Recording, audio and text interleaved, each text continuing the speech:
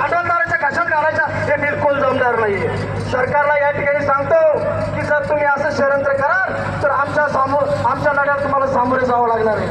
माझ्या माता भगिनीला ऐका, एक मिनिट ऐका. मतदान केलं का आपण विधानसभेचं? केलं का? केलं. कोणतं केलं? बाळासाहेबांनी केलं. ओके. पण मला या ठिकाणी सांगायचं, या ठिकाणी आमदार आहे, खासदार आहे, 3 मंत्री औरंगाबाद शहराला आहेत. एकही मंत्री तुमचा आवाज उठवायला तयार नाहीये, हे लक्षात घ्या.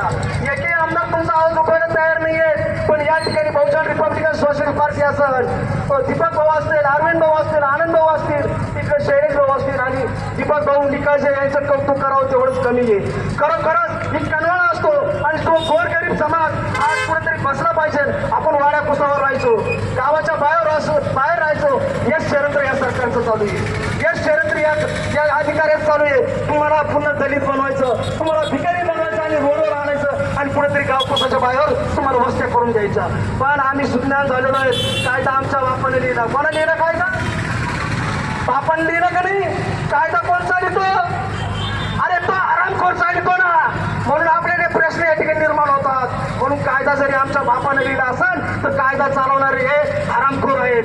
म्हणून आपल्याला ही दैनंदिन अवस्था या ठिकाणी निर्माण होते. ती या ठिकाणी जास्त वेळ घेणार नाहीये. तुम्ही या ठिकाणी आलात, ही लढाई आपली आहे, ही बेघरांची आहे, ही जमिनीची लढाई आहे. आपण स्वतःच्या लढाईसाठी स्वतःने एकरूप झालंच पाहिजे. यानंतर मी या ठिकाणी मुख्यमंत्र्यांना आणि या कलेक्टरना आणि विभाग आयुक्तांना या ठिकाणी आव्हान करतो, जर या तुम्ही पाडापाडी या ठिकाणी थांबली नाही, जर 17 तारखेचा शहर या ठिकाणी थांबला नाही तर आझाद मैदानावर आणि मंत्रालयामध्ये घुसण्याशिवाय आम्ही राहणार नाही. या ठिकाणी सांगतो. जय भीम, जय भारत, जय बुद्ध. धन्यवाद. धन्यवाद भाऊ. वेळ खूप झालेला